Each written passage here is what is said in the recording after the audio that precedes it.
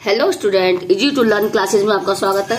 Student, आज आपके लिए मैं 15 नंबर का ये पूरा आप देख रहे हैं, ये 15 मार्क्स का आपके लिए पूरा ये मैं एक पैराग्राफ जो आपका फर्स्ट क्वेश्चन ही होगा, ये अनसीन पैसेज आपका होगा, उसको मैं लेकर आई हूँ। स्टूडेंट, ये आपको किस तरह से क्वेश्चन छांटने हैं, किस तरह से क्या करना है, तो ये आपको मैं इसमें सिखाऊंगी। आप बहुत ही सिंपल तरीके से आप वीडियो देखते ही समझ लेंगे कि किस तरह से क्वेश्चन के आंसर छट जाते हैं, क्योंकि पैराग्राफ देख के बच्चे डर जाते हैं कि अनसीन पैसेज है तो इसको कैसे हमने पढ़ा नहीं है और उसको हम कैसे क्वेश्चन के आंसर छाटेंगे। और ये 15 नंबर का सवाल है, 15 नंबर बहुत अधिक होते हैं स्टूडेंट, तो इसलिए आपके लिए ये वीडियो में लेके आई थी। ये कक्षा 12th का है, ये इंग्लिश का, और मैंने लिखा है, इसका टाइटल भी दिया है कि वीडियो देखते ही देखते 15 नंबर की पक्की तैयारी है ना, बिल्कुल हो जाएगी। और ये आपका मोस्ट इम्पोर्टेंट स्टूडेंट आपका ये टॉपिक है मैंने जो लिया है, और ये आपके एग्जाम में आने ही वाला है। ओके स्टूडेंट, तो उसको आप ध्यान से समझ लेंगे। सबसे पहले देख रहे हो आप, ये पैराग्राफ है। पैराग्राफ अक्सर देख के बच्चे घबरा जाते हैं कि अरे इतना बड़ा पैराग्राफ कौन पढ़ेगा, तो कैसे करेंगे। तो इसके लिए मैंने थोड़ी सी तैयारी की है कि आप बिना इसको पढ़े, बिना इसको उसके लिए समझे बिना भी आप इसके आंसर दे सकते हैं। इसको आप ध्यान से देख लीजिए, मैंने पूरा पैराग्राफ उसको मैंने लिखा है, ये पूरा आप लोगों के लिए काफी तैयारी की है मैंने स्टूडेंट, और जो आपके लिए बहुत ही इम्पोर्टेंट स्टूडेंट। ओके, तो इसी बात से इसका आगे ये 2 पेज में पूरा आपका ये पैराग्राफ आया है, आप देख रहे होंगे। ये मैंने पूरी तैयारी की है, इसको मैं बताऊंगी आपको किस तरह से ये करना है स्टूडेंट। ओके, तो आप ये देखते हैं, देखिए कितना बड़ा यहाँ तक जो है आपका ये पैराग्राफ स्टूडेंट, ये आपका पूरा के पूरा आपका पैराग्राफ है स्टूडेंट, ये जो आपके पेपर में आने की पूरी ये संभावना है। ओके स्टूडेंट, ये आपका यहाँ से वर्ड तक है। ओके, अब आप सोचेंगे इतना बड़ा पैराग्राफ है, कितने बच्चे तो इस सोच के घबरा जाते हैं कि हम इसको कैसे पढ़ेंगे, कैसे करेंगे। तो मैं आपको सिंपल तरीका बताऊंगी कि हम इनके क्वेश्चन आंसर कैसे छाटे स्टूडेंट। ओके, तो आपने ये पैराग्राफ को मैंने केवल आपको दिखाया है, मतलब शो करने के लिए दिखा रही हूँ आपके लिए, और क्वेश्चन आंसर किस तरह से छाटने स्टूडेंट, मैं ये आपको अभी क्वेश्चन से आंसर आपको किस तरह छाटने वो आपको मैं सिखाऊंगा स्टूडेंट। ओके, तो इसी क्रम में स्टूडेंट पहला मैंने जो दिया है, ये आप ये सबसे पहले क्वेश्चन पे ही आते हैं पैराग्राफ। तो स्टूडेंट मैं समझती हूँ कि अधिकतर बच्चों को पैराग्राफ देख के ही घबरा जाते हैं, तो इसके लिए मैंने सरल तरीका सोचा कि ऐसा क्या सरल तरीका निकालूं कि बच्चे उसको बिना पढ़े इसको क्वेश्चन का आंसर छाटना शुरू कर दिए। सबसे पहले हम स्टूडेंट क्वेश्चन पे ही जाते हैं, इसलिए अब जिनको अच्छी इंग्लिश वो तो उसको पैराग्राफ को पढ़ के समझ लेंगे तो वो तो इजीली कर सकते हैं, बट स्टूडेंट ये है कि पैराग्राफ देख के लोग बच्चे जो है घबरा जाते हैं। तो पहला क्वेश्चन है, what does the author mean by the statement everyone has something to sell. Author का यहाँ पे स्टेटमेंट है कि everyone has something to sell, कि प्रत्येक कुछ ना कुछ बेचता है, कोई ना कोई चीज प्रत्येक व्यक्ति बेचता है। लेकिन आपको हिंदी से कोई मतलब नहीं है, मैंने तो आपको इसमें बता दी। हम इसमें ध्यान देते हैं कि इसमें कुछ शब्द, what does the author mean by the statement. अब देखते हैं पहली लाइन से जो आपके ये लाइन है, ये आपके इस पैराग्राफ में कहाँ पर आई है ना, जो क्या क्या है, the author mean by the statement. तो स्टेटमेंट जहां भी इस तरह के इसमें से मिल जाता है तो वहीं से हम अपने क्वेश्चन का आंसर निकालना शुरू कर देते हैं। तो स्टूडेंट हम देखते हैं, सबसे पहले हम वहीं पहुंच जाते हैं। देखिए मीन बाय स्टेटमेंट, स्टेटमेंट पे पहुंचते हैं हम स्टूडेंट। ओके, तो अभी सब आप भी ढूंढिए साथ में मेरे, अंडरस्टैंड बाय द स्टेटमेंट। ये स्टेटमेंट आ गया यहाँ पे लिख के, देखिए है ना, आ गया ये देख रहे होंगे आप ये। तो why this statement is that live by selling knowledge is first live by selling wisdom and perished earn by their living by selling spiritual comfort, though it may be possible to measure the value of material goods in terms of money, it is extremely difficult to estimate the truth of money।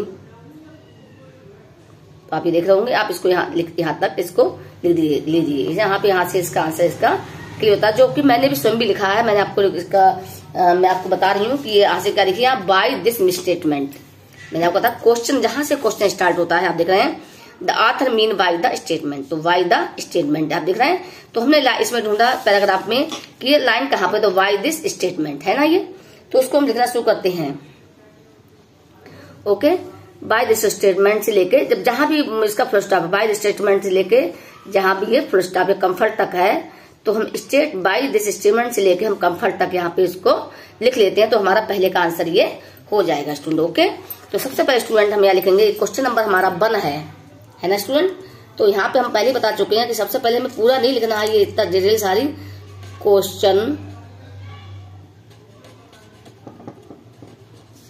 Number 1 answer. Okay, ज्यादा आपको इसमें कुछ लिखने अस्तर नहीं लिखना है कि आप उसको पूरा लिख के कापी क्वेश्चन से भर दे, क्वेश्चन से नंबर नहीं मिलने हैं, उसका आंसर लिखने से ही स्टूडेंट आपको मार्क्स मिलने हैं। ठीक है, तो हम लिख दिया और उसके बाद इसका हम पहली लाइन से इट से लेकर हमने यहाँ पे इट इज लिख दिया, ये देख रहे होंगे, और इसका अंतिम वर्ड स्टूडेंट, इसका क्या अंतिम वर्ड यानी द वर्ड है।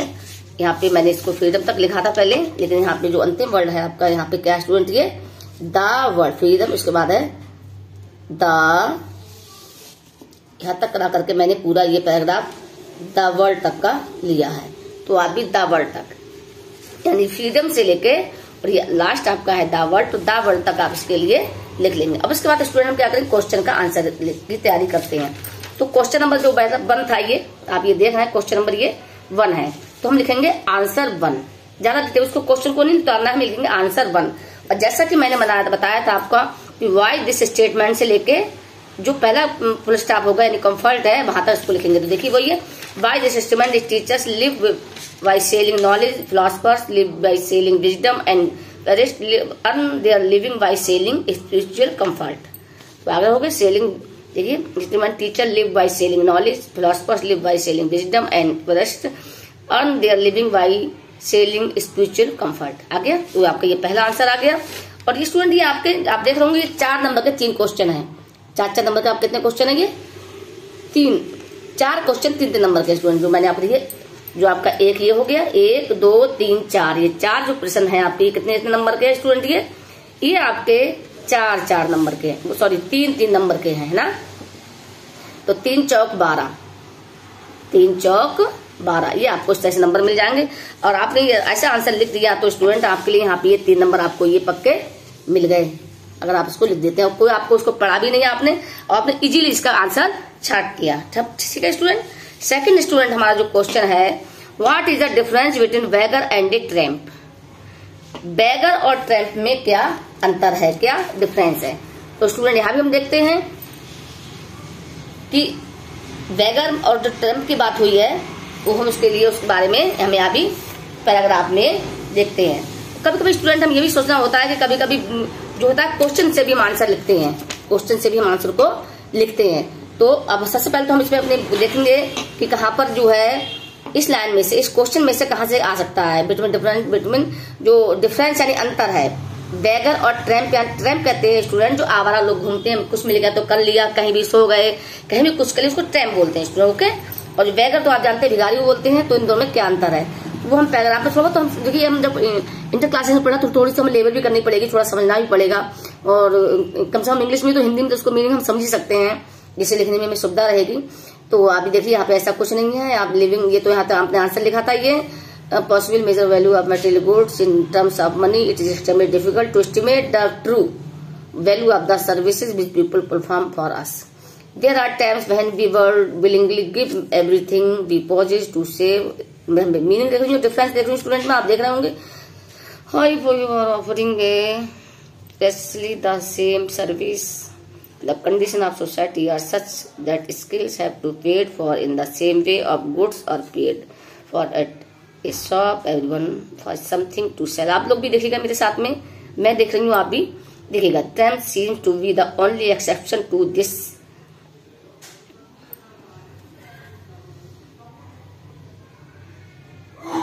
To this general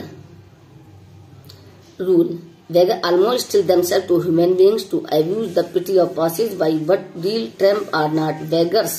They have nothing to sell, they requires nothing from others, it's seeking independence, they do not sacrifice their dignity. देखिए यहाँ पे उन्होंने डिफरेंस दिया है कि बेगर्स क्या क्या कर सकता है, और जो आपका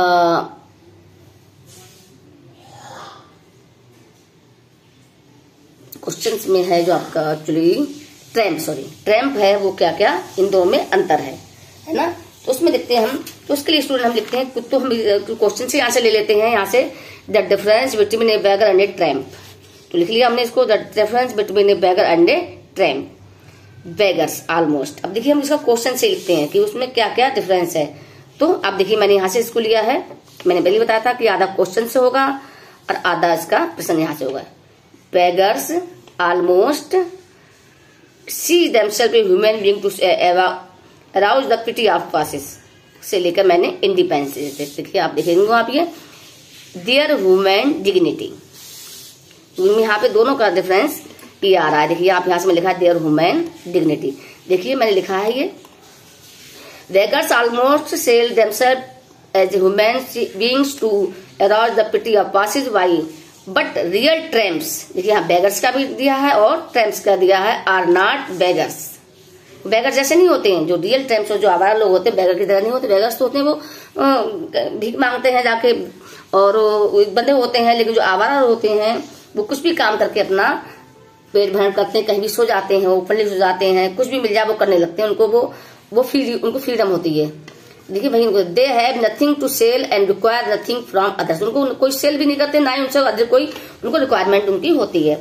इन सीकिंग इंडिपेंडेंट, उनको इंडिपेंडेंट होते हैं। They do not sacrifice their human dignity, वो अपनी ह्यूमन डिग्निटी है उसको त्याग, वो सेक्रीफाइस को नहीं करते हैं। तो यही मैंने स्टूडेंट यहाँ पे मैंने इसका देखिए आंसर लिख दिया है वहीं की वहीं पूरा पूरा। आप देखिए डिफरेंस बिटवीन लिखे मैंने देयर ह्यूमन डिग्निटी तक, है ना, आप देख रहे होंगे पूरा लिखा हुआ है। The difference between a beggar and a tramp, beggar almost sell natural as human begging to arouse the pity of passers by but real tramp are not beggars. They have nothing to to sell and require nothing from others. In seeking independence, they do not sacrifice their human dignity, है ना student. अगर आपने ये लिख लिया इतना, क्योंकि आपके पूरा पेपर से ही आपने लिखा है, जो क्वेश्चन पेपर है उसमें तो आप सिलेक्ट साटा है इसके लिए, तो अगर आपने लिख दिया तो आपको ये 3 नंबर मिल जाएंगे। इसको आपको बिल्कुल भी किसी स्टूडेंट को नहीं छोड़ना है, ये बहुत ही इजीली आप इसको कर लेंगे, बहुत ही सिंपल है स्टूडेंट। मैं आपको बार बार इसीलिए रिपीट कर रही हूँ कि इसको आप छोड़िएगा नहीं, क्योंकि छोड़ देंगे तो स्टूडेंट आपके लिए सही नहीं रहेगा। ओके, थर्ड क्वेश्चन स्टूडेंट है आपका यहाँ पे, how are tramps closer to natural than normal people.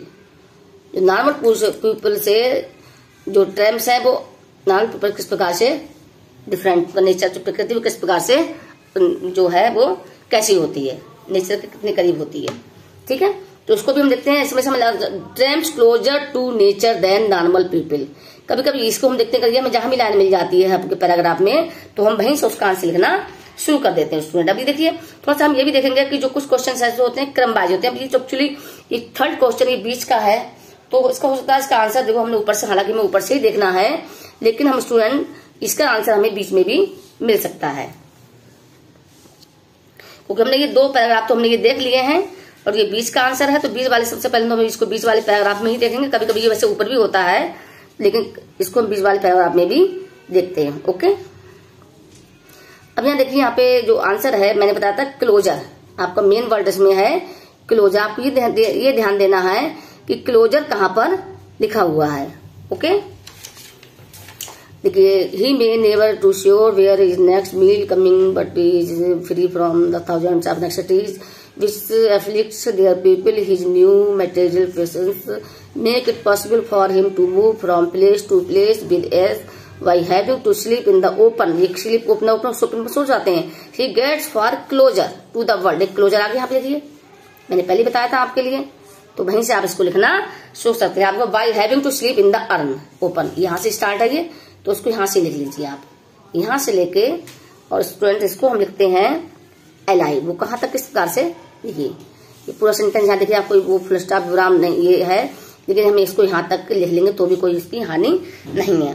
तो why having to sleep in the open, ये कैसे स्टूडेंट्स हो जाते हैं, वाई स्लीप। देखिए यहाँ पे थोड़ा सा मैंने इसको शुरू कर लिया था, तो वाई स्लीप, भाई क्वेश्चन में से आंसर ले लीजिए, वाई स्लीप। देखिए जो मैं वही लिखूंगी, why having to sleep in the open, by, यहाँ पे स्टूडेंट हैविंग है। एक्चुअली इसको नीचे लिख देती हूँ, थोड़ा सा आपको समझ लीजिएगा इसको। तो वाई हैविंग टू स्लीप, देखिए क्या है, why having to sleep in the open, open in the open, ठीक है, win the open.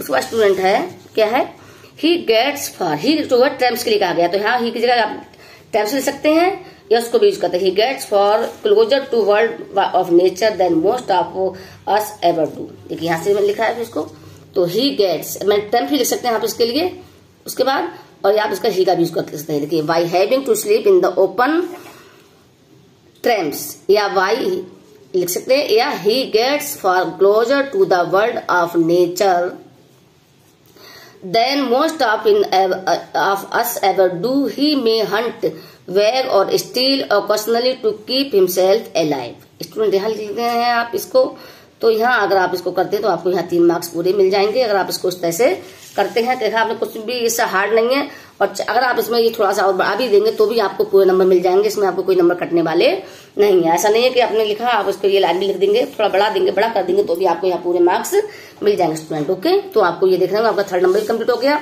Next student है आपका, why should be feel jealous of a tramp. तो यहाँ देखिए, we feel jealous of a tramp, उसको हमें उससे ट्रैम्प से जेलस को करनी चाहिए, तो आवारा व्यक्ति से हमें जेलस को करनी चाहिए, ये इसका है। तो आप इसको भी देखते हैं स्टूडेंट। यहाँ तक तो ये मेरा 3rd का आंसर था, ये मेरा 4था क्वेश्चन है। तो सबसे पहले तो हम जो हमारा लास्ट पैराग्राफ है उसमें हम स्टूडेंट देखते हैं, यहाँ इसमें तो आपने पढ़ा नहीं है, तो स्टूडेंट देखिए अब इसको आगे देखते हैं अगले पैराग्राफ में।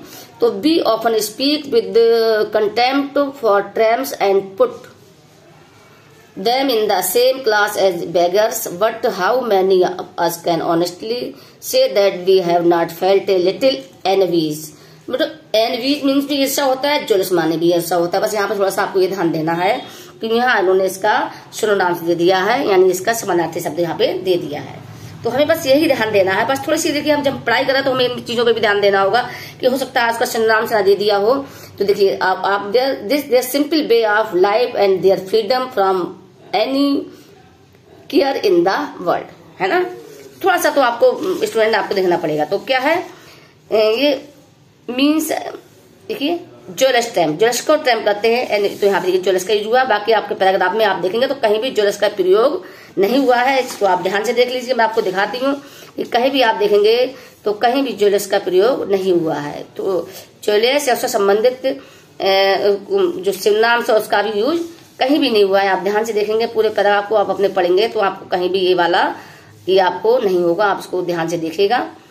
मैंने बिल्कुल इसको बाकायदा डीपली देखा है, देखिए तो आप कहीं भी जो है जेलस का यूज नहीं हुआ है। आप देखिएगा मेरे साथ में देख रहे होंगे, ये देखिए तो कहीं ना कहीं थोड़ा बहुत आपको जो क्वेश्चन का है वो थोड़ा सा मैटर भी अगर आपको उसमें मिल जाता है तो आप वहीं से आंसर को लिखना शुरू कर देते। देखिए है केवल यही है एनवियस, एनवियस या जेलस दोनों का मीनिंग एक ही होता है, ईर्ष्या। तो यहां से हम लिखना शुरू कर देंगे स्टूडेंट। इसका क्वेश्चन से पहले हम आंसर लेते हैं। मैं पहले बता चुकी हूँ आपको कि क्वेश्चन में से आंसर लिया जाता है। ओके, तो देखिए इसका जो है why should we feel jealous of it tramps.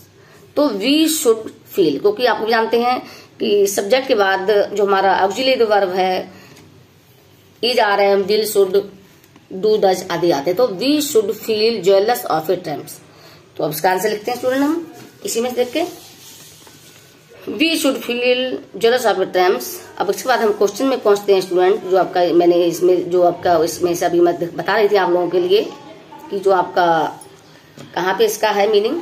तो आप देख रहे होंगे स्टूडेंट, ये मैंने ये लिया है। तो बी जो क्वेश्चन से लिख रहे हैं, बी हैव नॉट फेल्ट। तो बी, अब देखिए बी हैव नॉट फेल्ट, ये देखिए ये पूरा की पूरा आप देखेंगे, पूरा मैंने यहाँ से यहाँ तक लिखा है, देखिए आप पूरा देखिए। Jealous be have not felt a little envious of their simple way of life and their freedom from any care in the world. Simple way of life and their freedom any care in the world लिखा है पूरा। तो student देखिए आप पूरा कि मैंने वैसे की वैसे ही उतार दिया है जो आपका क्वेश्चन से जो आपका पैराग्राफ दिया था, और आप भी इस तरह से लिखते हैं, इसको सटीक छांट लेते हैं तो यहाँ आपको 3 नंबर पूरे पक्के मिल जाएंगे।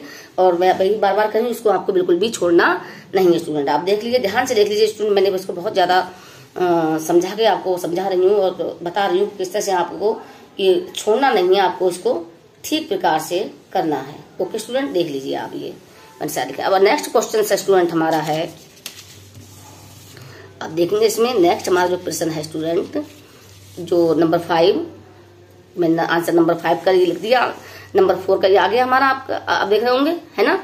अब हमारा जो 5 है स्टूडेंट,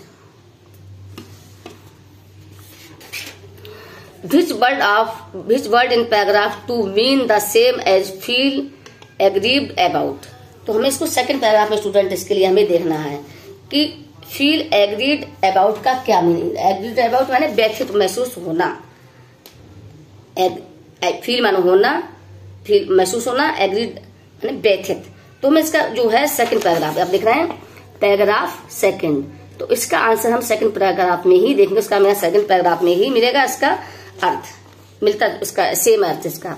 तो सेकंड बात देखिए, पहला हमारा ये पैराग्राफ है, यहाँ से यहाँ तक ये देखिए आप, पैराग्राफ यहाँ से यहाँ तक ये हो गया। अभी हमारा सेकंड पैराग्राफ यहाँ से यहाँ तक हमारा ये दूसरा है। तो हम दूसरे पैराग्राफ देखते हैं। There are times when we would willingly give everything we possess to save our lives yet we might get it. देखिए आप देख रहे हैं गेट इट, इसका मतलब भी होता स्टूडेंट होता है ईर्षा होना या मिश्रित होना, ठीक है। तो व्यथित होना, ईर्षा होना, तो ये दोनों का मीनिंग हो गया। तो गेट इट थोड़ा तो पढ़ना पड़ेगा आपके, जब आप शिक्षा अर्जित करना है तो आपको ही पढ़ना पड़ेगा, ठीक है। तो गेट मीन्स भी आपका है ईर्षा, ओके। तो मैंने लिख दिया, देखिए आप इसको, मैंने आंसर लिखा है इसमें, the world is gated, the world is. यहाँ आप ये आपके स्टूडेंट 3% आपके 3-3 नंबर के होंगे, ओके। ये कितने नंबर के होंगे, 4 3 12 4% होंगे, 3-3 नंबर के। ये आपके 1 नंबर के 3% होंगे, 15 क्वेश्चन आपके आंसर हो जाते हैं। तो the world is gated, okay. Second question है स्टूडेंट आपका, which word in paragraph first is the synonym यानी समानार्थी ऑफ डिटरमाइन। तो यहाँ पे डिटरमाइन, इसका समानार्थी ढूंढना है आपके लिए, ओके। तो ये किसमें होगा स्टूडेंट, आप ध्यान देख, जो पैराग्राफ कहा जाए उसी में ढूंढेंगे, पूरे देखने की जरूरत नहीं है, आप लोग ध्यान कर लीजिए। साफ साफ लिख दिया उन्होंने पैराग्राफ सेकंड, यहाँ लिखते हैं पैराग्राफ फर्स्ट। तो यहाँ पैराग्राफ फर्स्ट आपका स्टूडेंट, ये आपको देखिए ये है पैराग्राफ फर्स्ट, देखिए आप, इट इज द मीनिंग शब्द है आपका स्टूडेंट यहाँ पे डिटरमाइन, है ना। तो डिटरमाइन का आपको सिनोनिम ढूंढना है पैराग्राफ फर्स्ट में। It is meaning lives with selling something, understand that live by selling knowledge, philosopher live by selling wisdom and pressures the living by selling spiritual comfort, though it may be possible to measure the value of material goods in terms of money, it is extremely difficult to estimate. इसको यहाँ देखिए estimate आ गया, इसका means भी, estimate भी होता है आंकना, और डिटरमाइन भी होता है स्टूडेंट उसका आंकना या उसका क्षमता, आंकना, समझना, ठीक है। तो उनका एक ही उनके मीनिंग है, ठीक है।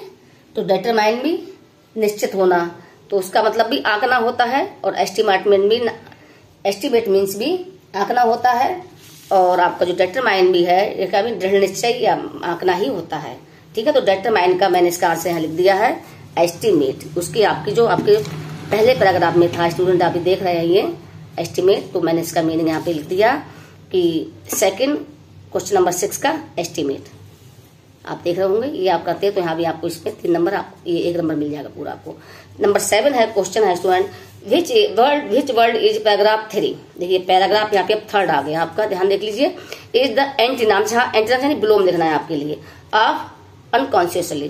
तो अनकॉन्शियसली का आपको अनकॉन्शियसली कहते हैं स्टूडेंट अनजाने में, तो इसका एंटीनाम्स क्या होगा, हिंदी में जान लेंगे तो इसका एंटीनाम्स होगा जानबूझकर, इसका है अनजाने में, ठीक है। तो इसका मीनिंग क्या होगा, जानबूझकर। तो ये आपका 3rd पैराग्राफ में होगा। तो 3rd पैराग्राफ स्टूडेंट देखिए, पहला यहाँ से ये यहाँ तक हो गया, ठीक है। ये यहाँ से यहाँ तक ये पहला, यहाँ से ये यहाँ तक ये दूसरा पैराग्राफ, और ये हमारा यहाँ से ये 3rd। तो उसको हम देखते हैं स्टूडेंट। सबसे पहले तो स्टूडेंट हम एक चीज और थोड़ा पहचान कर लेते हैं, जब हर चीज मिलती है, यहाँ पे लिखा है लास्ट में LY, तो इसका जो आंसर होगा स्टूडेंट वो भी LY से ही होगा, इसका अपोजिट होगा या एंटीनाम्स होगा वो भी LY। तो हम सबसे पहले कुछ भी वो भी कर लेते हैं कि हो सकता है कि इसका ना समझ में आए, तो LY पे विशेष ध्यान देते हैं, ओके। तो अब देखते हैं इसमें हम student, terms in be only exception to this general rule, beggars almost sell themselves as human beings to arouse the pity of masses. Why? But real tramps are not beggars. They have nothing to sell and require nothing from others. It's seeking independence. They do not sacrifice their human dignity. A tramp may ask you to money. He will never ask you to feel sorry for him. He has deliberately. देखिए आगे ये daily LY यहाँ भी देख रहे होंगे आप, deliberately है ना, LY है लास्ट में। और यहाँ भी जो आपका क्वेश्चन था स्टूडेंट आप देख रहे हैं deliberately, और यहाँ जो आपका क्वेश्चन है वो भी है अनकॉन्शियस। डेलिबरेटली भी स्टूडेंट होता है जानबूझकर। डेलिबरेटली मीन्स स्टूडेंट क्या होता है, जानबूझकर, है ना। तो इसका क्या हो गया, और अनकॉन्शियसली स्टूडेंट होता है आपका अनजाने में। तो अनजाने का उल्टा यानी बिलोम एंटीनाम्स क्या होगा, जानबूझकर। तो हमने इसका बोल डेलिबरेटली। ओके, तो आप इस तरह से स्टूडेंट लिखते हो, आपको 1 नंबर पक्का मिल जाएगा। इस तरह से आप स्टूडेंट आपके लिए ये पूरे के पूरे 15 नंबर आपको ये मिल जाएंगे। आप देखिए, मैंने देख लीजिए आप, मैंने जो पैराग्राफ लिया है आपका, तो ये आपको मैंने सारे के सारे आंसर पूरे 15 नंबर की तैयारी आपको दिख रहा है। तो आपको मैंने बिना ज्यादा उसको आप मेहनत के आपके लिए बताइए कि किस तरह से आपको इसकी तैयारी करनी है। क्योंकि जो पैराग्राफ स्टूडेंट अनसीन पैसेज होते हैं, बिना पढ़े होते हैं, स्टूडेंट बहुत ज्यादा घबरा जाते हैं। तो मैंने सोचा कि ऐसे स्टूडेंट इस तरह की विधि बताऊं कि उसको ज्यादा मतलब घबराए ना, उसको इजीली कर लें। स्टूडेंट जी आप मेरे चैनल पर नए हैं तो कृपया चैनल को सब्सक्राइब करें, लाइक करें, कमेंट्स करें। नेक्स्ट स्टूडेंट मैं आपके लिए ग्रामर का बनाऊंगी, जो आपका कल एग्जाम में जो मॉर्निंग में है, सॉरी 2 बजे से है, वो उसमें आपका जरूर आना ही आना है। मैं पूरी तैयार करूँ, मैंने आपसे वायदा किया था। Thank you student.